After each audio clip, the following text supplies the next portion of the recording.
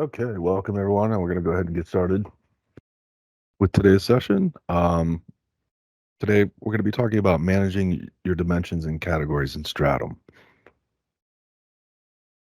I'm Adam Kurtz, and I am with Sylvan Software, and I am your customer success manager.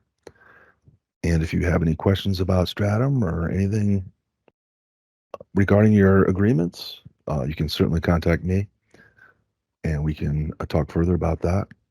Today, we'll be talking about more of an administrative session today. How to manage your Stratum environment, specifically your measures and your dimensions.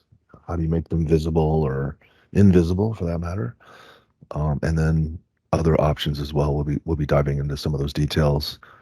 We'll take a quick look at where some of these menus are accessed, and if you have any questions, you'll have an opportunity afterwards to ask any questions. So, you might get some of these questions from your user base, where's this measure, or, why are all these unused measures or dimensions available? You might be suffering from a cluttered environment where you've got too much exposed or maybe too little for that matter. So, these are some of the things that'll be addressed today. Um, where's that dimension? Why is it searching forever for specific filter searches, or maybe you're searching for a specific product. We'll see if we can address some of these questions during the session today and how some of these menus can resolve some of these issues. If we look at the measures first, we can see that there's actually a new measure menu that's available. And it's not really new any longer, in all honesty. But this allows you to manage your visibility of your measures. Now, depending on what version you're running, if you're running a more recent version, that menu is accessed at the bottom of the screen, as you can see through that menu in the upper right-hand corner of the application.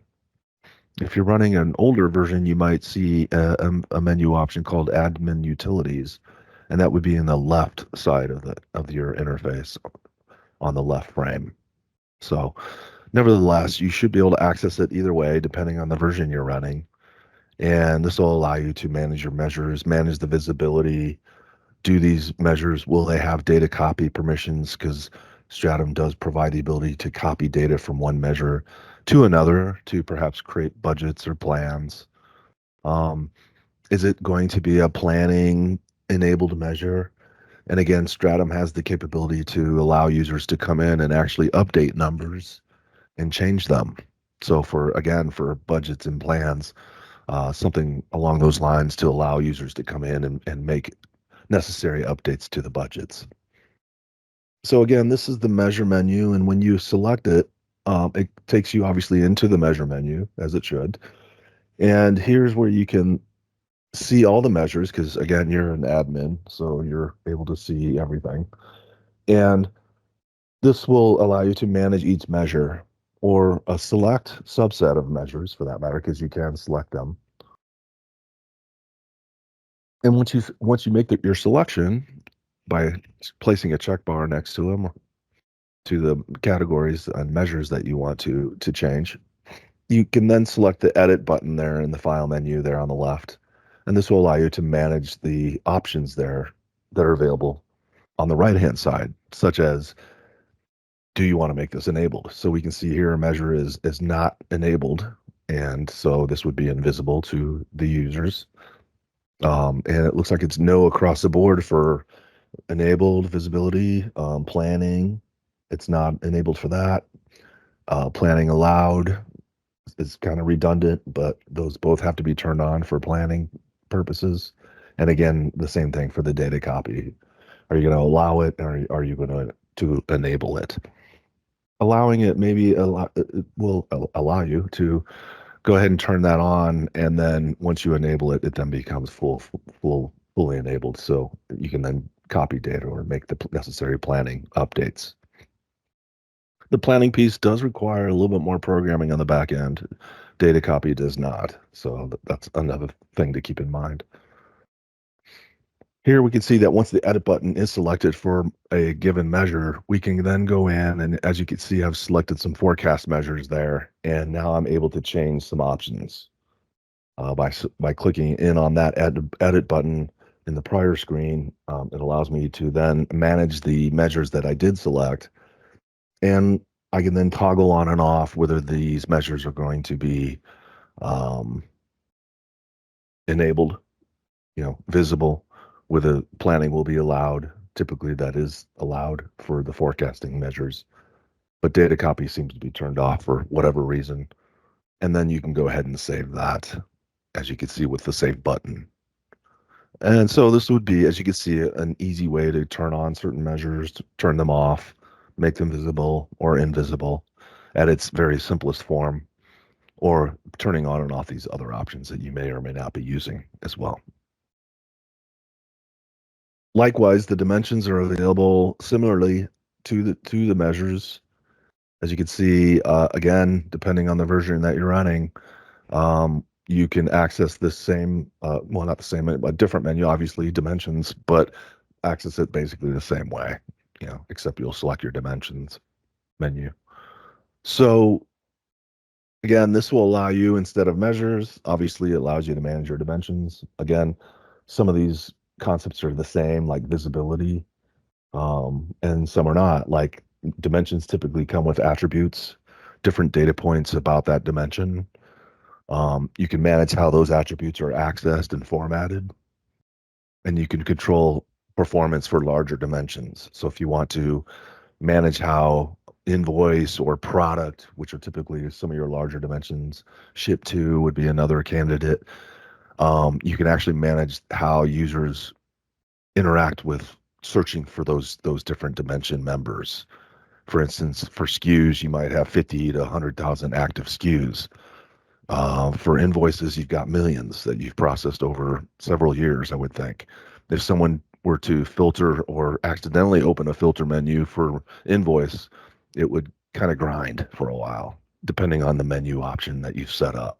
So these are some of the things we'll dive into next. So if we select the dimensions that we want to manage, and similarly, we can go in here and this menu will then expose all the dimensions that are visible within Stratum. And as you can see, there's different areas um, that you can manage, but basically you can expand out the dimensions to expose their attributes, and if they have any, some may not. So, and then you can manage the attributes as well. So here we can see that the dimensions, most of them are enabled for visibility. And so we can toggle on and off that visibility option there. So that's a simple toggle for the enablement for that dimension. By selecting it to no, the dimension actually is not visible. Um, and so when users try to drill to those dimensions, they will not see those dimensions that are selected as no there. The next option there is to manage the display of the attribute selection. Before we go there, sorry, the management of the select members. So this column here, the select members option, allows you to manage that filter menu I was just talking about. So if I were to filter on company, you probably maybe only have one, maybe several entities of companies. So obviously, probably the best option there would be just to leave it as basic. But for larger dimensions, maybe like activity account or ship to would be another one. Invoice would be another candidate. You can change that to either advanced, or I would suggest advanced, because that way users are not stuck waiting for a return on members for products or invoices for that matter. We'll take a look at this in the demo and I'll show you how that's affected. And then all the way to the right are display columns for the attributes. So you can manage the display of the attribute selection menus by selecting which attributes you want to be displayed in the filter menu. Another thing that you're not seeing that I'll show you is the more recent, and I'll have a slide at the very end on how you can format the attribute columns as well. specifically numeric attributes. We can see again the visibility enablement for the dimension, whether I want to choose basic, advanced, advanced only, or custom for my select members option. So we kind of already talked about this, but it's kind of going into more detail here in terms of how to manage those options. So if you were selected as basic, so it's kind of going into the different filter. So this really affects the enablement affects overall global visibility. The select members option here only affects your filter menus and how they're going to look. So for basic, it as you can see, it returns everything right away, and you can then pick and select which ones you want to filter on. So for skew, it's not ideal. It's going to return or try to return a good chunk of all of your items, right? Or your ship tos. And that could take some time. So normally you want to turn that off. Advanced, as you can see, will not do that. It'll come up with a blank menu at the top until you search for something, like for instance, a SKU number or a description like Apple. And then then you'll kick off the search with the magnifying glass, and it'll then select result will only show you what the key word was, so that you're not wading through thousands and thousands of records. So this is what we're talking about in terms of turning on this option for SKU, lot number, invoice, large dimensions where you don't want users to wait for the system to return rows and rows and rows of data. Another option is to paste in if you already know what you want to filter. Maybe you're grabbing that from an Excel spreadsheet, or you can key it in. You can paste in the values as well. You may not know that, but for filtering options. So for product, I might have a list of items in an Excel spreadsheet. I can then cut and paste that into this area so that I can very quickly create my filtering list of items. And then finally, that attribute levels, the attributes that are selected, those are the ones that will show up, and you can control the display options for the search window for those attributes. So for instance, the customer sold to, whenever I go into a filter option for that, I'll see not only sold to, but I'll see the short and long description as well that I can filter on. The control default search on value, or any of the control default search on value, or any of the attributes for that matter. So you can control all of that. This is the new feature I was talking about. So for the attributes, for all of the attributes, you can then format the attribute as either text or numeric.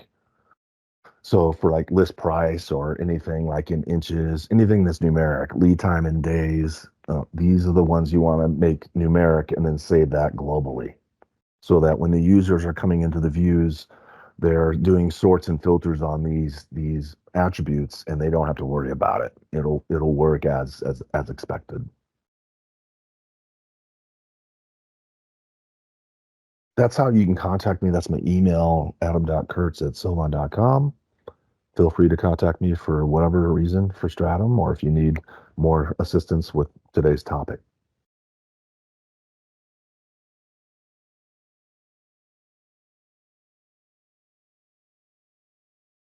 Okay, so where does this stuff live, right? So here's a demo of our environment, and as you can see, I'm running the latest and greatest version, 7.5. So if my menus are going to be over here on the right-hand side, the upper right, and if I go into manage things, I can see those menus that we just discussed.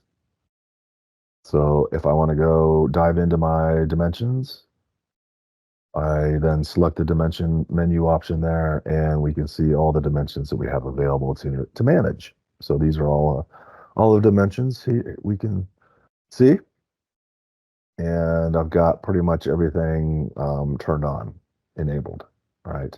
So as you can see, it's kind of moved from the toggle yes or no menu to selecting it by turning it on or off with a check mark. So if you turn that off, it's clearly invisible at that point. and you have to save it, of course. A lot of these are turned on as basic filtering options here. Do we have anything turned on for advanced only? And of course, product is turned on for that. So the product we can see is advanced only. So that means when I filter on product, it will not try to return all of my items. It will only return what I search for. So that's what we typically would recommend for that. If I expand out product to see all the attributes, we can see which ones we want to list as or format as a number. So we have our list price there formatted. We've got the other numeric items there formatted as numeric fields as well. That way, the user, again, doesn't have to worry about formatting it within the view itself. At a global level, as you can see, you can save that globally here within this dimension menu. Now, if I were to go into that view, so for instance, if we run a view, let's talk a little bit about how this filter would work. So I'm running a sales view, and we can then run it by product, right? So there's my products, and then if I filter on products by right-clicking, filtering, edit there's the advanced menu. So as you can see, it popped up immediately, right? And then I search for Apple or whatever, whatever items I'm looking for. I might have an item number.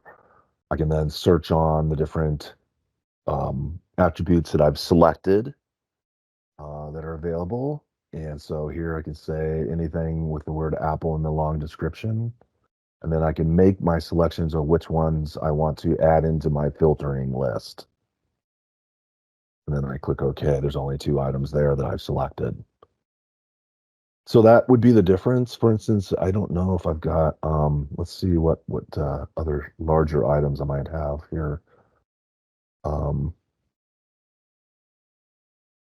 If I have like UPC may not be, it's not even shown, I don't think.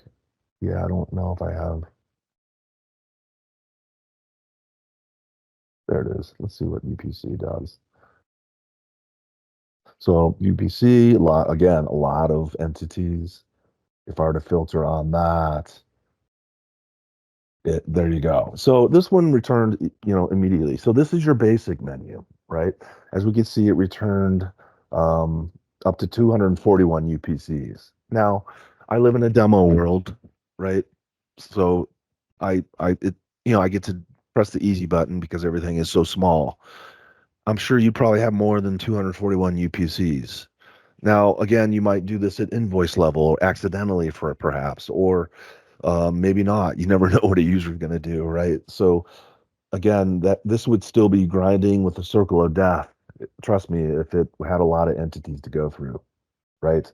So UPC would be another option there. If I go into UPC here within my dimension menu, if I go in and find that real quick, we can see that it is basic, right? So if I were to switch that only to advanced, then I can go ahead and click on save to that. And then that would be advanced the next time I try to do a drill down on that or a filter. So let's try it now. And there it is. So it went from retrieving the UPCs to now asking for the UPC from me, the user. Right? And so that's the power of some of these menus is the ability to create or to manage and control how the user what their experience is when they're filtering on these levels, on these dimension levels. For the attribute or numeric, what we're dealing with there is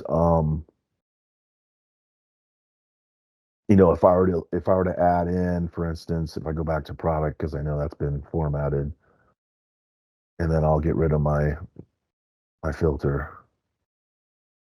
And I've got all items. So if I were to, like, for instance, add an attribute for oh,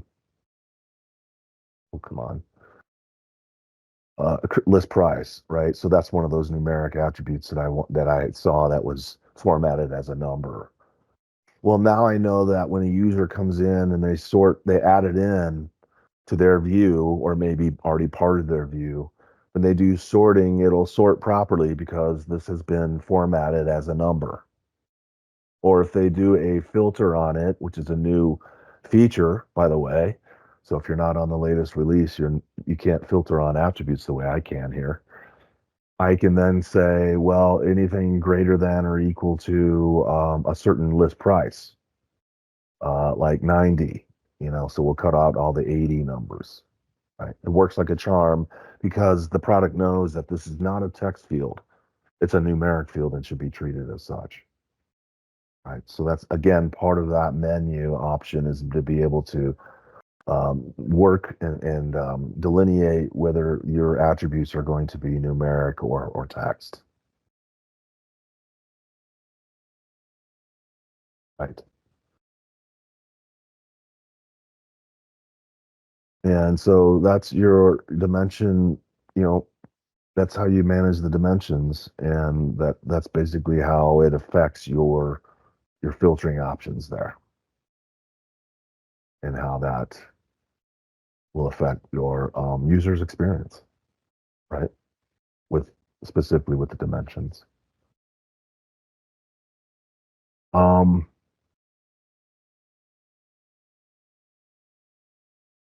there's the measure screen. So again, we went back into the menu option, manage things, measure instead of dimension.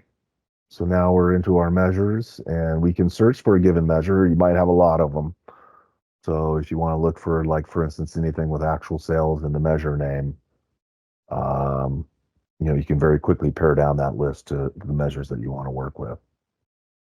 So here we can see all the measures that are enabled. For instance, maybe there's some measures that you don't want to show at all. Maybe you're not storing extended list price, for instance. So I've selected that, and I don't have to select just one. Maybe it will say list price and freight costs. We're just not populating those. We don't have the data for it, so for whatever reason. And so now I just want to hide these from the users. So here I have them selected. I then go ahead and select my edit button, and then it gives me the menu option to make the necessary selection options, such as making them invisible. So as you can see, I just got warned. If you do this, it'll deselect the viewer and enable checkboxes for all measures below. Is this okay? And then you would click OK and obviously save that. So there's really, I don't really want to do that per se right now in my demo environment, but that's going to allow you to manage these different options. It looks like you get warned, if you want to turn any of this stuff on. If I want to turn this on, obviously, um, again, you just kind of get these warnings that, oh, by the way, this is going to happen. The data copy is a good one. You probably would want to use data copy for forecast or budgets or sales plans.